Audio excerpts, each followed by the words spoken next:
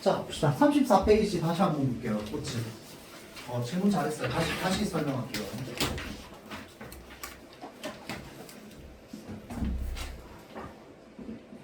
자, 지금 전체 1년, 2년, 3년 이렇게 구성되어 있단 말이야. 맞죠? 자, 그래서 얘네들이 각각 다 어떠한 형태를 가지고 있냐면 이제 독립적인 이미지를 가지고 있거든요.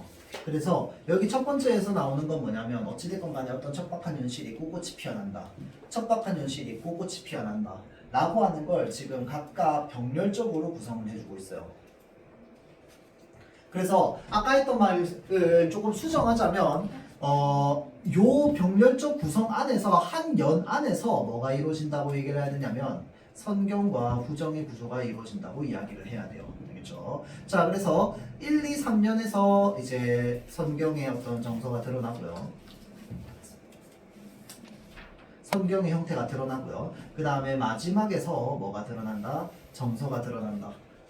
정성이 아니고 정서가 드러난다 라고 이야기를 해야 됩니다. 맞죠? 그래서 아까 얘기했던 이제 이 태도라든지 의지 이런 것들도 전부 정서라고 볼 수 있습니다. 그렇죠? 그래서 맞아요. 지금 꽃이 빨갛게 피어나는 것까지가 지금 상황이야. 그려내는 상황. 맞죠? 그 다음에 정서. 마찬가지로 이것도 까맣게 날아오길 기다리다니 그 전까지 지금 상황 모습. 그 다음에 여기에는 두 번째 이렇게 두 개 연결하면은 이제 성경 부정이라고 볼 수 있겠죠. 맞죠? 자, 그 다음에 여기는 뭐야? 세 줄, 한 줄 이렇게 나와 있겠지. 맞죠? 자, 그래서 성경 부정의 구조를 가지고 있다. 그래서 각 연이 독립적으로 병렬적으로 진행이 되면서 이제 성경 후정의 구조가 만들어진다. 라고 하는 게 훨씬 더 정확한 말이겠네요. 자, 다음 작품으로 넘어가면 페이지는 93페이지.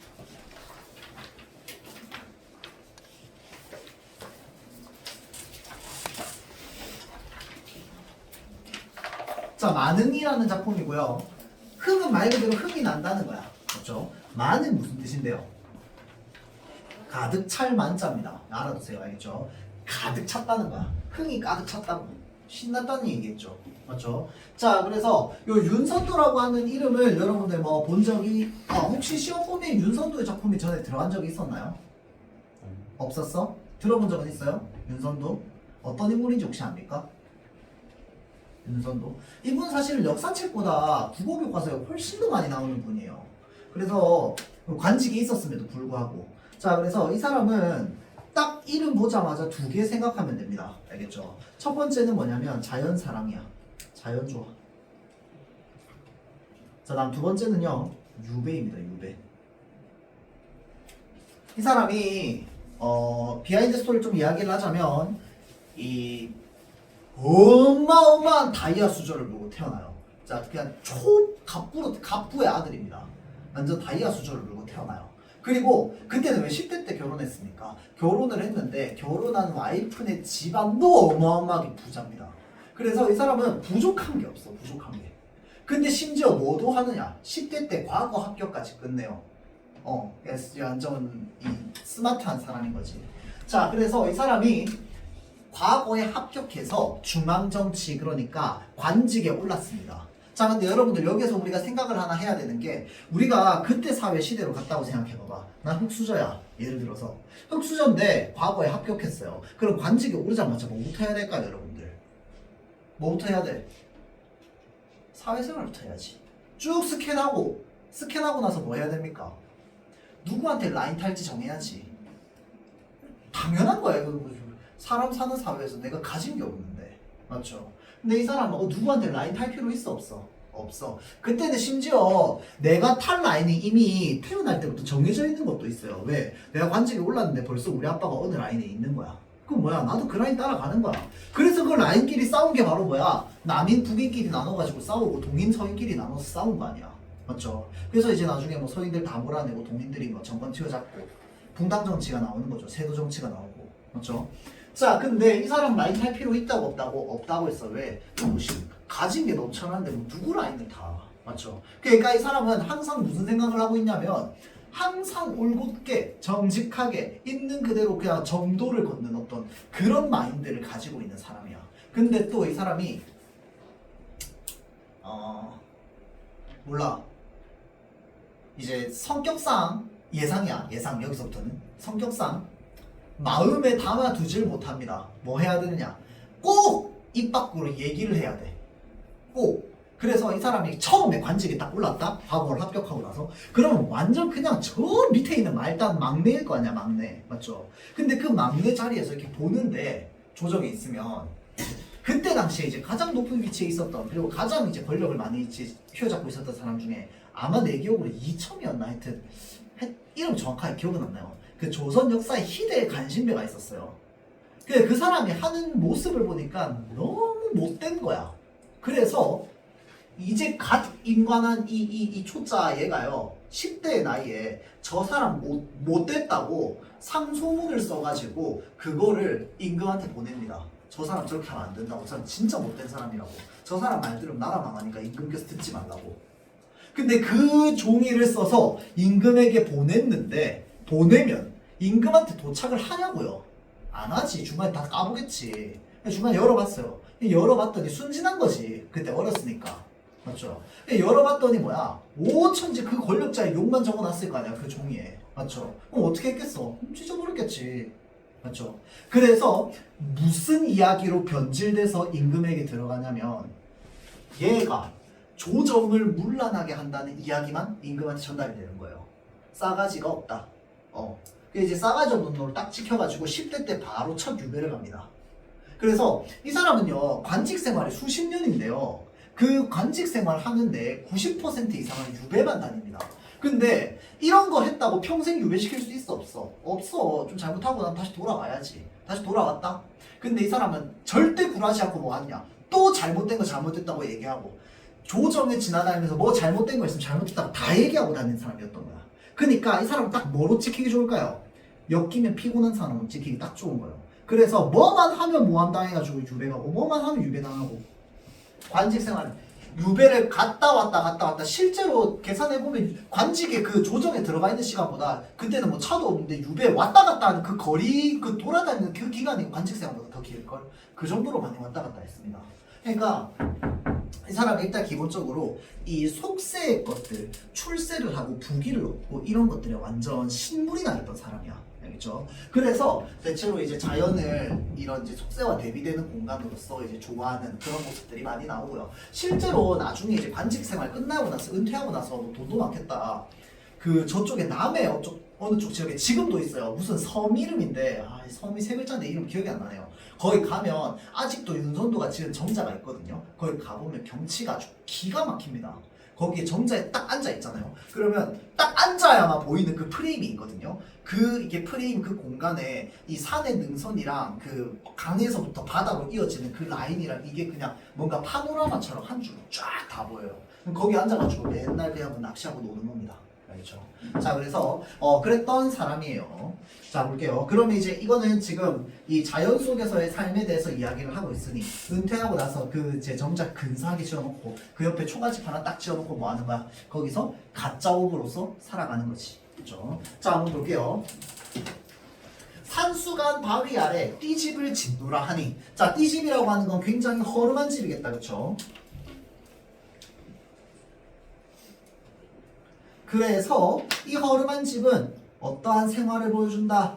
소박하고 가난한 생활을 보여줍니다. 맞죠? 그래서 우리가 이런 것들을 보고 뭐라고 얘기합니까? 안빈, 낙독, 안분, 지족, 이렇게 얘기를 하죠. 안빈, 낙독, 안분, 지족. 자, 다음 그 모르는 놈들은 이라고 되어 있는데, 잘 보세요. 이 산수는 자연이겠죠. 나는 자연 속에 허름한 집을 지어서 살고자 하는데 그것을 모르는 놈들은 남들은 이라고 했으니까, 여기서 말하는 그 남들은 어떤 사람들이겠어? 속세에 있는 사람들이겠지. 이 속세에 있는 사람들은 뭘 몰라? 내가 이렇게 살고자 하는 뜻을 모르는 거야. 그런 사람들은 나를 보고 비웃는다 한다마는 어리고 혐의 뜻. 자, 혐이라고 하는 게 뭐냐면요, 요건 이제 뭐 여러 가지 의미로 해석이 되는데, 원래 단어 자체가 쉽게 말하면 어리석은 건 어리석은 건데 어떻게 어리석은 거냐면 왜냐면 여기 어리고라고 있으니까 이 어리고가 어리석고잖아. 맞죠? 그래서 혐은 뭐냐면요. 세상 물정 모르는 이런 뜻입니다.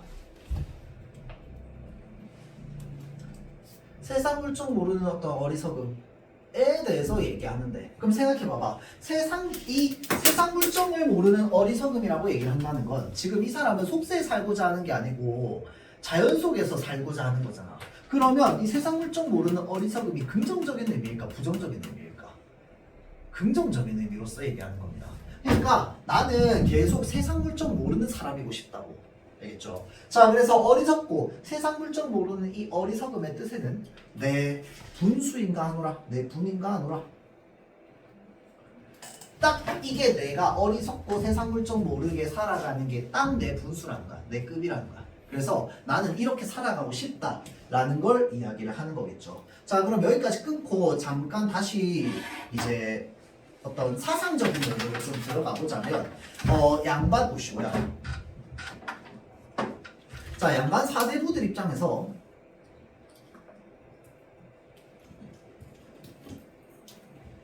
시조를 쓰는 이유는 뭡니까?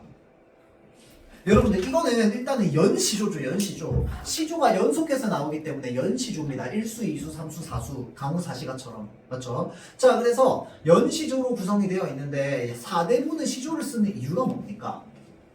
무엇을 실현하기 위해서야? 유교 정신의 실현을 목적으로 시조를 쓰는 겁니다. 그러니까 이게 뭐냐면 사사로운 감정이나 마음 이런 것들을 작품에 쓴다 안 쓴다? 안 쓴다는 거야. 그래서 뭐가 없어? 사대부들이 쓴 노래들 중에 사랑 노래가 없는 거야. 왜? 사랑이나 이런 것들은 굉장히 사사로운 거라 가지고 사대부가 아니라 이제 그냥 뭐 여자들이나 쓰는 뭐 이런 것들이 있는 거지. 이해되죠? 남사스러운 이야기 뭐 이런 거지. 그렇죠? 자, 근데 사대부들이 시조를 쓰는 건 그래서 그런 유교 정신을 이야기를 하는 건데 여기서 말하는 이 유교 정신이라고 하는 게 그럼 예시가 뭐가 있는데 대표적으로 그렇죠. 충, 뭐 교, 뭐 이런 것들이겠지. 맞죠? 또 뭐가 있을까? 자연과 조화되어서 살아가는 겁니다. 그러면 또 여기서 자연과 조화되는 건 왜 유교랑 연관이 있는데요? 자연과 조화되어서 살아가는 삶 자체는 어떤 삶이기 때문에 일단 소박하게 살아가는 거잖아. 맞지? 그 다음에 어떻게 살아가는 거야? 청렴하게 살아가는 겁니다. 정직하게. 그래서 무엇을 한다? 갑자기 단어가 기억이 안 나네. 소박하고 청렴하게 살아가기 때문에 욕심 없이 살아가는 삶에 대해서 이야기를 하고자 하는 겁니다. 맞죠? 자, 그래서 자연 속에서 살아간다라고 하는 건 소박하고 가난함에도 불구하고 자신이 청렴하고 욕심 없게 살아가고자 하는 어떤 그런 모습을 드러내주는 거. 그러면 이걸 왜 드러내려고 하는데? 이게 뭐라서? 유교 정신이라서 그런 거야. 이해되죠? 자, 그래서 왜 유교 이 문화가 지금까지 남아있어서 왜 우리나라 사람들 뭐 있어도 있는 티 내면은 막 좀 눈꽃이 없다고 별로 시샘받고 좀 이제 욕먹고 이러잖아. 맞지? 있어도 있는 티 내지 않고 없어도 없는 티 내지 않고 그런 것들 이 전부 다 어디서 나온 건데 이런 유교의 어떤 그 문화에서 나오는 거죠. 자, 그래서 자연과의 조화를 좀 많이 이야기를 하는 겁니다. 알겠죠? 그래서 자연과의 조화로 가장 많이 어떤 그 드러나는 정신이 안빈낙도, 안분지족 이런 것들이죠. 그렇죠? 안빈낙도가 뭔데? 낙이 뭐야? 즐거움이잖아. 빈은 뭔데? 빈. 가난하다, 빈천하다, 빈곤하다 이런 것들. 그래서 가난함 속에서도 즐거움을 누리면서 편안하게 살아가려는 도리, 안빈낙도. 안분지족할 때 족이 뭡니까? 만족입니다. 만족. 그렇죠? 그래서 내 분수에 만족하며 편안하게 살아가는 거가 바로 안분지족이다. 그렇죠? 자, 그래서 그런 모습들이 많이 나오는 거죠. 자, 다시 이수 볼게요. 보리밥 푼나물을 이라고 되어 있습니다. 이 사람 다이아 수조 물고 태어났는데 보리밥 먹을 일 있어 없어? 사실 원래는 없어. 맞죠? 근데 보리밥을 억지로 그다음에 일부러 찾아서 먹는다는 얘기야. 먹을 수밖에 없는 게 아니고. 알겠죠? 자, 그래서 쌀밥이 아니고 보리밥을 먹는 것 자체가 바로 뭔데? 이 소박한 생활에 대해서 이야기를 하는 거죠. 고기 반찬 필요 없어. 보리밥에 풋나물만 있으면 되는 거야. 알맞춰서 먹은 후에 바위 끝 물가에 실컷 논이노라. 그 남은 자 여기 지금 여남은 일이라고 되어 있죠. 우리가 예를 들어서 뭔가가 있고 여남은 것이 있으면 여남은 것이 바로 뭐야? 그 이외의 것이잖아. 그럼 여기서 말하는 그 이외의 것이 뭔데? 내가 살아가고 있는 삶 이외의 것이거든. 내가 살아가고 있는 삶은 뭔데? 자연 속에서 자연 안에서 행복하게 살아가는 거잖아. 맞죠? 그럼 그 바깥의 일이 뭔데? 자연의 바깥이니까 속세의 일이 되겠죠. 맞죠? 자, 그래서 그남은 여남은 일이라고 하는 건 이제 속세의 일인데 대표적으로 어떤 것들일까요? 어떤 단어들이 있을까요? 공명, 부귀. 여러분들 그 상충곡 했어요 중앙사 때. 상충곡 거기 나온다 그쵸? 공명도 날거리고 부귀도 날거리니 기억나요? 맞죠? 자 그래서 공명이나 부귀 이런 것들이 속세에서 대표적으로 이제 사람들이 추구하고자 하는 거죠. 공명이 뭐야? 관직에 오르는 겁니다. 맞죠? 공을 세우고 이름을 알리는 거. 부귀는 뭐야? 돈 많이 버는 거. 맞죠? 그거를 부러워할 줄이 있겠냐? 라고 했으니까 부럽지 않다고 이야기를 하는 겁니다. 그렇죠? 자 다음 잠들고 혼자 앉아 먼 산을 바라보니 그리워하던 님이 오는 반가움이 이리하랴 라고 되어 있습니다. 자 그러니까 이게 무슨 말이냐?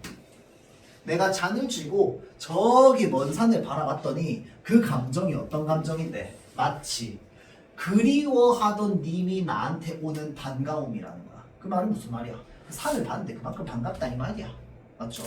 자 말씀도 웃음도 아니어도 못내 좋아하노라. 그러니까 말하고자 하는 건 뭐야? 결국은 좋다는 거 말하는 거야. 맞죠? 그러면 뭐가 좋은데?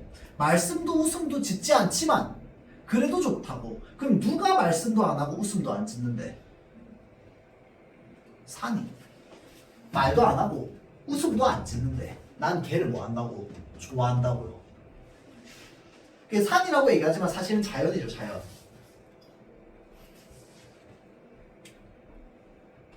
자 다음 누군가 삼공보다 낫다 하더니 라고 할 때 요 삼공이라고 하는 게 바로 뭡니까? 아주 높은 벼슬이죠.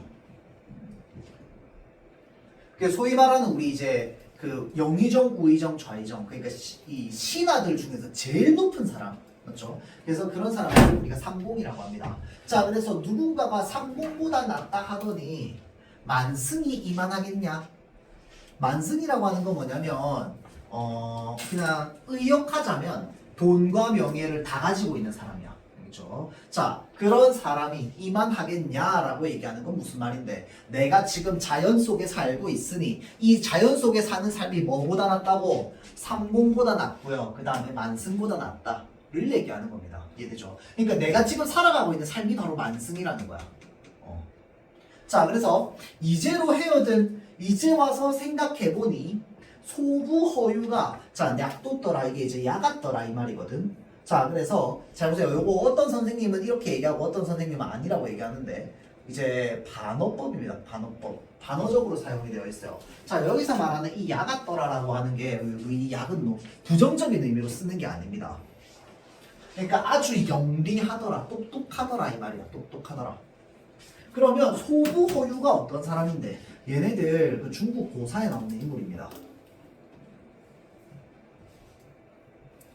자 소부랑 서유는요 그 중국 고사에 나오는 인물들인데 이 사람들이 어떤 삶을 살았냐면 그 높은 관직이나 이런 것들 다 버리고 자연 속에 들어가 가지고 행복하게 풍류를 즐기면서 살았던 대표적인 인물입니다. 알겠죠? 그러니까 지금 여기서 말하고자 하는 게 뭔 말일까요? 나는 화자는 이 사람보다 훨씬 늦게 태어났잖아. 이 사람 몇천 년 전 사람이니까. 그렇죠? 자 그러니까 이제 와서 생각해 봤더니 소부허유 그 몇천 년 전, 2000년 전 사람이 그때 기준으로 하면 천몇백 년 전 사람이겠지. 천몇백 년 전 사람이 아주 야같더라. 왜? 이렇게 좋은 걸 지들만 누리고 놀았으니까. 이해돼요? 그러니까 내가 지금 자연에 와가지고 살다 보니까 이 사람들 진짜 똑똑한 사람들이었네 라고 깨닫는 겁니다. 왜? 자연 속에서 사는 삶이 그 정도로 좋아서. 알겠죠? 자 다음 아마도 임천 한흥을 비길 곳이 없더라 라고 얘기하는데 임천은 자연이다. 그쵸? 한가는 뭐야? 한가한 거. 자, 그래서 자연 속에서 한가하게 살아가는 흙을 비길 데가 없다는 건 무슨 말인데? 그냥 최고다라고 얘기하는 거죠. 자, 다음 내 성이 게으르더니. 이 성은 본성이야, 본성. 그러니까 내 본성이 아주 게으른 사람이라고. 그러니까 그거를 하늘이 아르실샤라고 되어 있는데, 자, 알아주셔서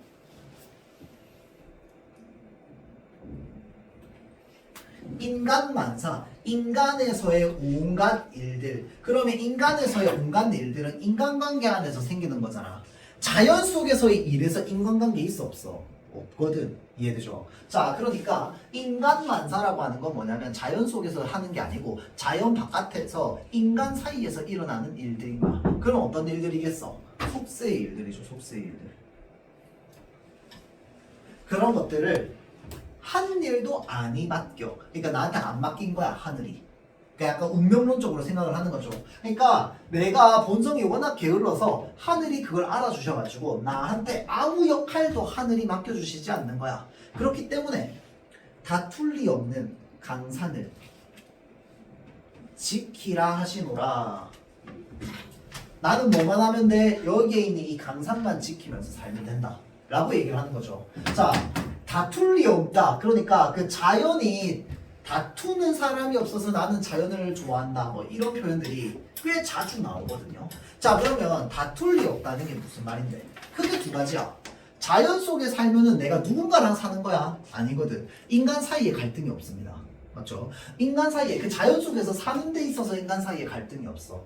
또 어떤 표현이 많이 나오냐면요, 주인 없는 이 말이 자주 나오거든. 주인 없는. 그러니까 자연은 주인이 있어 없어? 없잖아.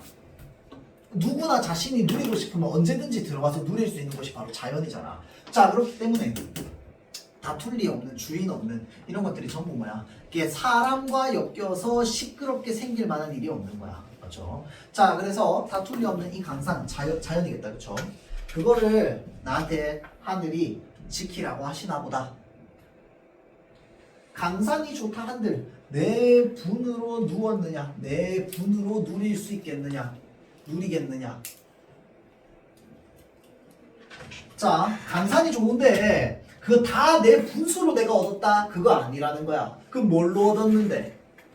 성은 임금의 은혜로라고 하면서 뭐가 드러나? 충의 사상이 좀 드러납니다. 맞죠? 역군은 미쳤다랑 좀 비슷한 느낌이겠다, 그치? 근데 이 윤성도 작품은요, 이 임금의 은혜 이런 말이 그렇게 자주 나오지 않습니다, 이 사람은. 왜냐면 은혜를 받아본 적이 딱히 많이 없어가지고 옆에 있어야 듯이 느끼지. 맞죠? 자, 그래서 더욱 아나이다. 알겠다. 아무리 갚고자 하여도 해올 일이 없으라 라고 하는데 이게 크게 두 가지 의미로 해석이 됩니다. 그러니까 내가 지금 이렇게 행복하게 여기서 한가롭게 살아갈 수 있는 건 뭐야? 임금 은혜 덕분이라는 거거든. 맞죠? 근데 그러면 그걸 내가 아무리 갚고자 하는데도 할 수 있는 일이 없다라고 하는 게 크게 두 가지인 게, 첫 번째는 은혜를 너무 많이 받은 거야. 그래서 내가 이걸 아무리 갚고자 해도 할 수 있는 게 없다는 거야. 이걸 한 번에 다 갚을 수 있는 게. 그게 첫 번째 의미고, 두 번째 의미는 뭐냐면요, 내가 갚고 싶어서 임금한테 가려고 해도 임금 옆으로 갈 수 있어 없어? 왜 없는데? 뭐라고요? 아니, 유배 끝났어요. 은퇴했으니까. 뭐야? 중간에 뭐가 가로막고 있어? 간신들이 가로막고 있는 거야. 그래서 여러분들 윤선도의 작품 중에요,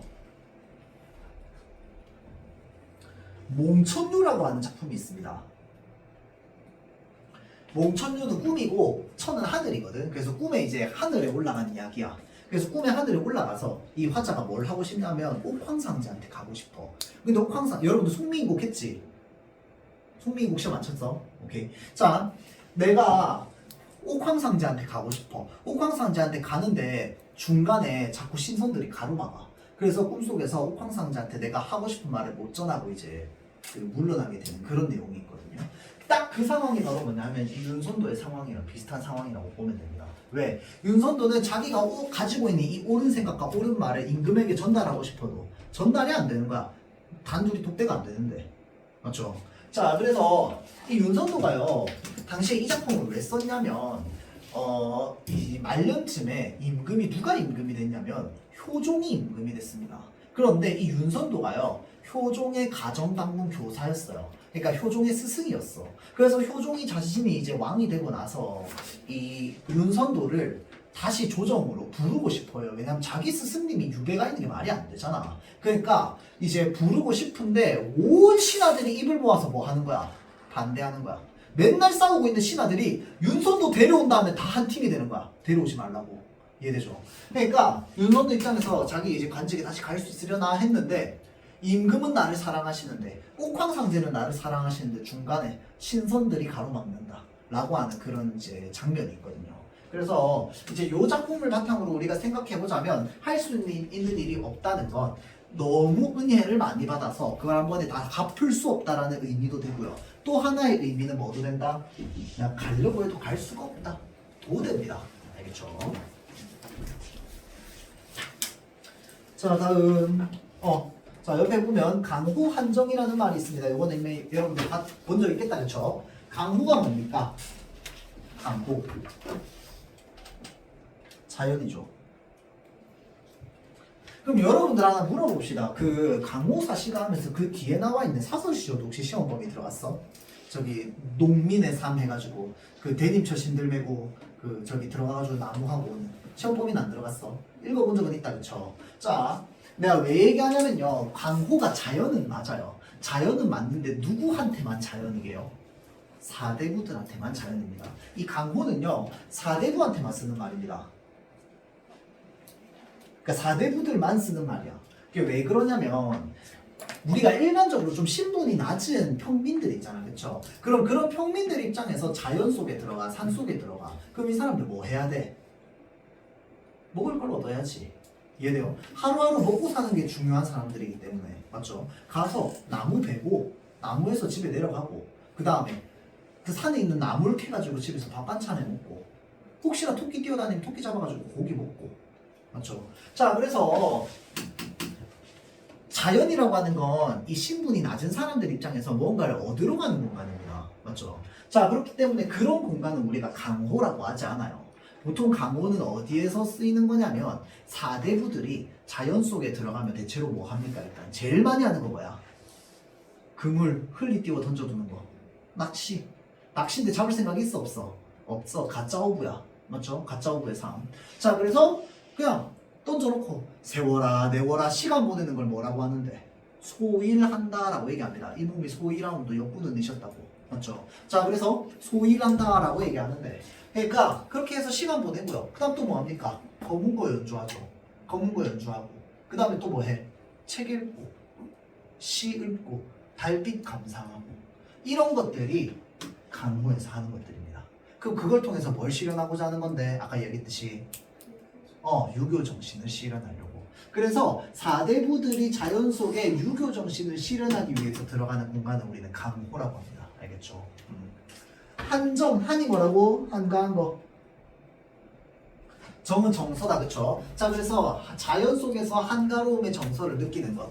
이런 것들을 강호 한정이라고 하죠. 자, 그 다음에 속세에 대해서 부정적인 입장을 내비추는데 작품들 중에 속세에 대해서 부정적인 입장을 내비추는 작품들이 대체로 자연 속에 있으면 많이 쓰는데 이 윤선도는 좀 적게 쓴 편입니다. 여기서도 딱 몇 문장 안 드러나죠. 그렇죠? 자, 그 다음에 연금과 관련되어 있는 표현들 좀 나옵니다. 맞죠? 임금의 은혜.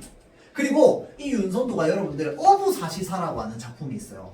그러면 그것도 사시사니까 사시사니까 뭐겠어? 어부로서 살아가는 사계절일 거 아니야. 그거는요 여러분들 봄, 여름, 가을, 겨울마다 수가 10수씩 있어요. 봄 10개, 여름 10개, 가을 10개, 겨울 10개 있거든요. 총 40개야. 그게 아직도 수능에 전부 다 안 나왔어요. 일부만 나왔거든. 그래가지고 이제 고등학교 2학년 문학 때 보통 이제 요거 하면서 윤선도의 어부사시사를 전문으로 들어가는 학교가 종종 있어요. 수가 40개라고 40개. 다른 걸로 치면은 만흥 같은 작품이 40개가 있다는 거야. 알겠죠? 그게 좀 특징이죠. 그래서 왜 많이 배우냐 여러분들이 이 사람이 한자를 안 써요. 은퇴하고 나서 쓴 작품에서 특히나 우리말을 많이 언문을 많이 썼어. 이 사람이 우리말을 많이 써가지고 그 과거에 이제 뭐 정철의 송미인곡, 삼미인곡, 그 다음에 윤선도의 작품은요 우리말이 많이 쓰여 있어서 자주 나오는 겁니다. 알겠죠? 여러분들이 원망해야 되는 이유가 그 이상을 그냥 놀지 굳이 글 써가지고 근데 심지어 그때 당시 대단한 문장가였어. 그래가지고 이 윤선도의 글귀가 적힌 비석이나 이런 것들도 있었어. 똑똑한 사람이었죠.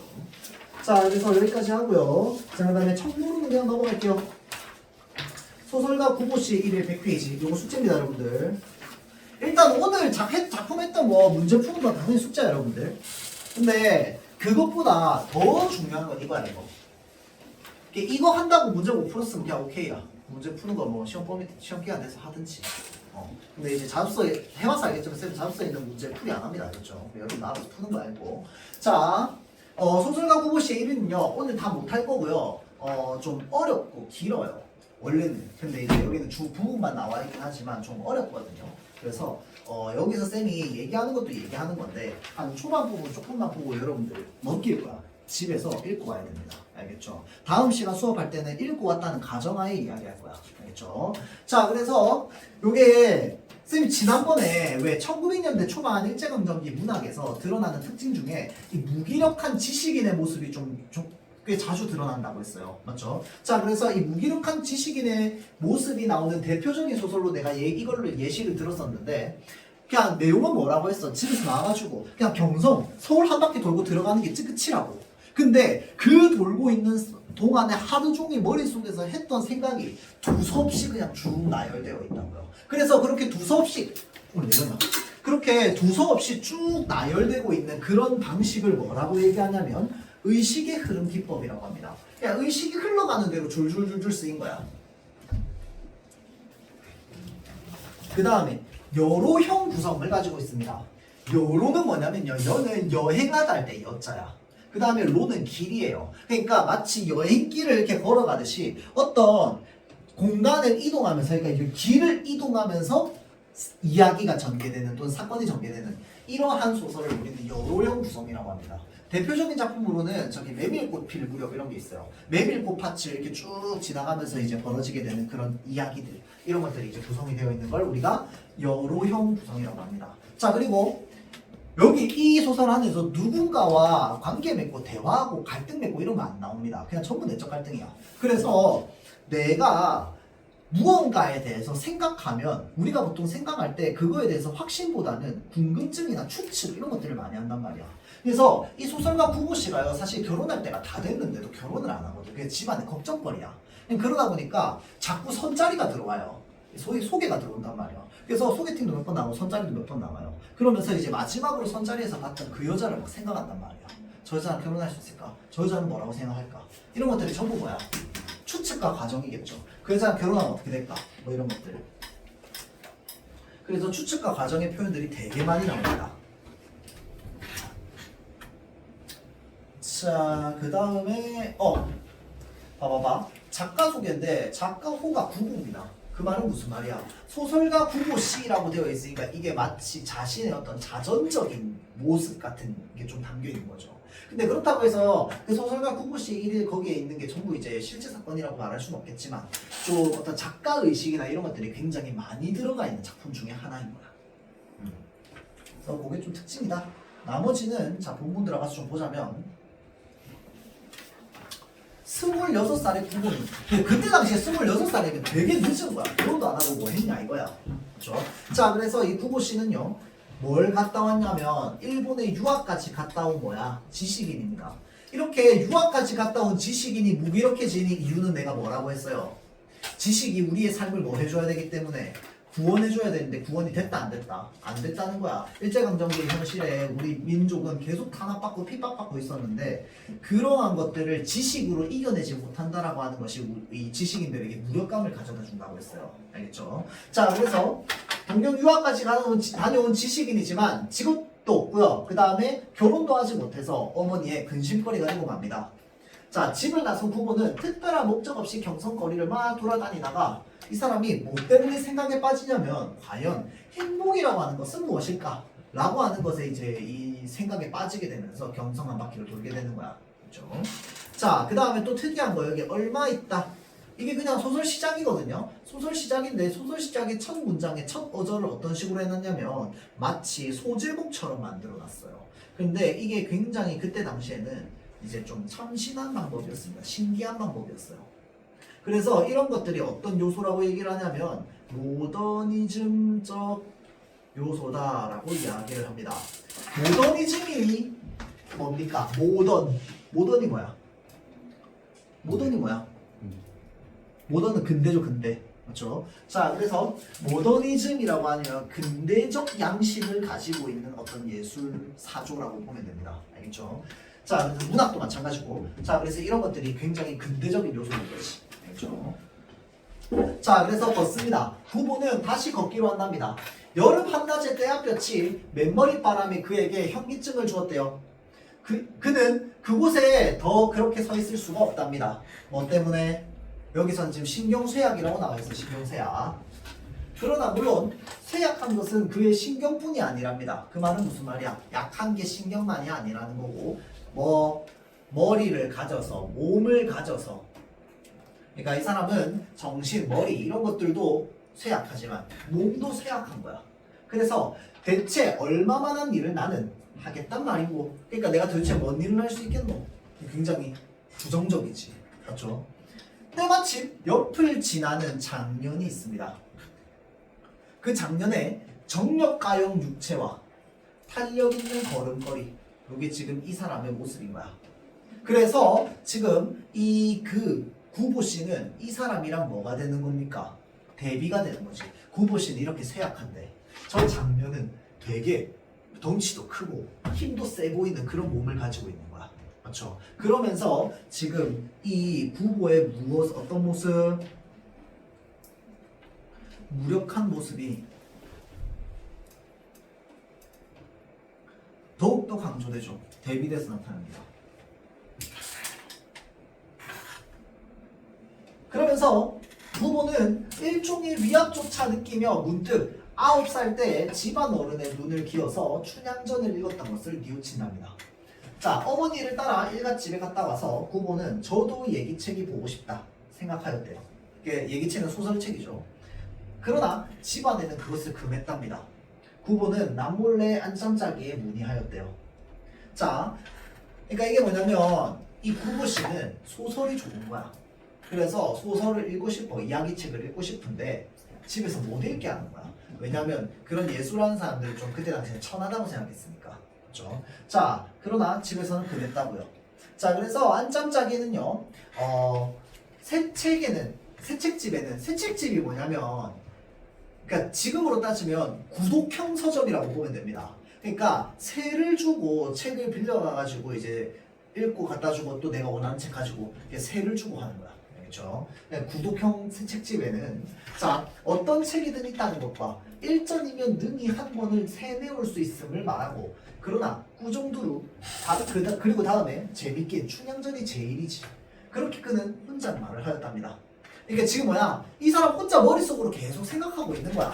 그게 뭔 생각하고 있는 건데? 진짜 별 장면 아니야. 그냥 내가 지나가다가 굉장히 우람한 이 체형의 남자를 본 거야. 그 사람을 보고 나를 보니까 내가 더 쇠약해졌고요. 근데 그 사람이 뭘 보고 있었다고? 춘향전을 이렇게 책으로 읽고 있었다고. 그래서 그 모습을 내가 어깨너머로 보고 나서 그렇지, 재밌게 춘향전이 제일 재밌지 라고 하고 나서 뭔 생각하고 있는 거야? 엄마한테 소설책 읽고 싶다고 얘기했는데 거절당한 썰 이제 생각하고 있는 거야. 그렇죠? 자, 그러면서 한 분의 동전과 한 개의 주발 뚜껑, 그것들이 17년 전에 그것들이 뒤에 온, 그리고 또 올 온갖 것의 근원이었을지도 모른대요. 자기 전에 읽었던 얘기책들, 밤을 새워 읽던 소설책들, 구보의 건강은 그의 소년시대에 결정적으로 손상된 겁니다. 잘 보세요. 지금 이 얘기책, 소설책이 이 구보에 무엇을 만들었어?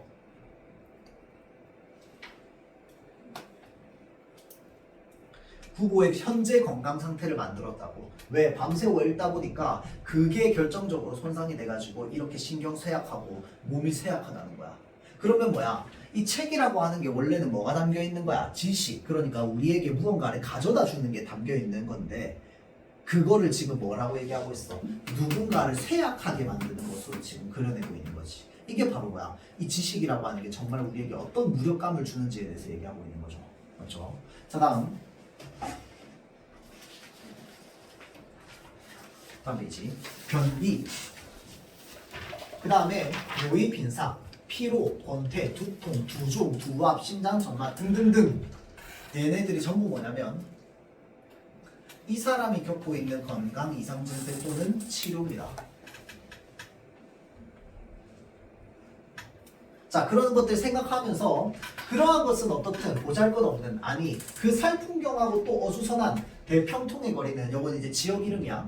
자, 그래서 구보의 마음을 어둡게 한답니다. 그는 저 불결한 고물상들을 어떻게 이 거리에서 쫓아낼 것인가 생각하면서 문득 반자의 무늬가 눈에 시끄럽다고 양지로 반자를 발라버렸던 서해도, 자, 이 서해는 소설가 이름입니다. 소설가 이름. 자, 역시 신경쇠약이었음에 틀림없었다고. 끊고, 지금 말이 무슨 말입니까? 그러니까 이 지금 구보는 이 거리에 저 고물상들이 있는 게 마음에 안 드는 거야. 그래서 저 고물상 진짜 마음에 안 드는, 저 어떻게 안 가나? 라고 생각하면서 이 서해라는 사람이 썼던 소설의 내용을 떠올리는 거야. 그 소설의 내용에는 뭐가 있다고? 지금 반자의 무늬가 시끄럽다고 양지로 반자를 발라버렸던 그 이야기가 있는 거야. 그걸 떠올리는 거야. 별로 안 중요해요. 말하고자 하는 건 결국 뭔데? 이 사람도 역시 나와 같은 신경쇠약에 걸려 있었음이 틀림없었다 라고 하는 건 뭐야? 소설가인 이 구보씨 나뿐만 아니라 저 소설 쓰던 서해라는 사람도 아마 뭐였을 거라고? 신경쇠약이 있었을 거라고 이야기를 하는 거야. 그러면 뭐야? 지금 나왔던 소설가 두 명이 전부 신경쇠약인 거야. 그럼 이제 소설을 쓰는 사람 또는 좀 더 나아가면 지식인, 이런 사람들도 신경쇠약에 걸려있는 중으로 연결이 되겠죠. 그렇죠? 자, 다음 이름 모를 웃음을 입가에 띄워보냈대요. 서해의 너털 웃음, 그것도 생각해보면 역시 공허한 적막한 음향이었답니다. 자, 구보는 고인에게서 받은, 돌아가신 분에게서 받은 홍염을 이제도록 한 페이지도 들춰보지 않았던 것을 생각해내고, 그리고 딱 한 표정을 지었답니다. 그가 읽지 않은 것은 오직 서해의 작품만이 아니래요. 독서를 게을리하기 이미 3년, 언젠가 구보는 여기에 지금 뭐라고 적혀있어? 지식의 고가를 느끼고 악연하였다라고 되어 있습니다. 자, 그러니까 지금 봐봐봐. 이 소설가인 주인공이 뭘 하고 있어요? 독서를 게을리하고 있어요. 그러니까 책을 멀리한다는 거야. 이해돼요? 자, 그러니까 책으로부터 얻을 수 있는 무언가가 지금 덜 느껴진다는 거거든. 자, 그래서 이러한 모습들이 바로 뭐냐면요, 결국은 어떤 무기력한 지식인의 모습들이 좀 드러나는 겁니다. 그러니까 지식인은 책을 읽어야 되잖아. 근데 책을 안 읽는다고 독서를 게을리한다고요. 그렇죠? 자, 갑자기 한 젊은이가 구보의 시야에 들어왔답니다. 그는 구보가 향해 걸어가고 있는 곳에서 왔대요. 우연적으로. 자, 구보는 그를 어디서 본 듯 싶었답니다. 자기가 마땅히 알아봐야 할 사람인 듯 싶었대요. 마침내 두 사람의 거리가 한 칸통으로 단축되었을 때 문득 구보는 어린 시절을 회상하고, 그리고 그곳에 옛 동물을 발견하게 됩니다. 지나가다가 길에서 친구를 만나게 돼요. 그리운 옛 시절, 그리운 옛 동무. 그들은 보통 학교를 나온 채 이제도록 한 번도 만나지 못했답니다. 보통 학교는 우리 지금으로 따지면 약간 뭐 초등학교, 중학교 사이쯤 된다겠죠. 자, 그래서 그 이후로 한 번도 못 만난 친구를 만나게 된 거죠.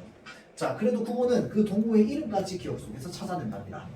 자, 그래서 지금 친구에게 말을 걸지 말지에 대해서 막 고민하는 모습이 나와요. 이것도 전부 그냥 다 의식 속이잖아, 그치? 그러니까 그냥 이 사람 머릿속에 있는 거 그냥 줄줄줄줄 순서대로 막 뭐 이렇게 나오는 거야. 알겠죠? 자, 그래서 여기서부터 해가지고 뒤에 지금 나와 있는 이 부분까지 여러분들 꼭 읽고 문제 푸세요. 알겠죠? 여기까지 하고 마치도록 하겠습니다. 그래서 소설가 구보씨의 일을 다음 시간에 간단하게 마무리하고 그 다음에 이제 다음 작품 넘어갈게요. 자, 마칠게요.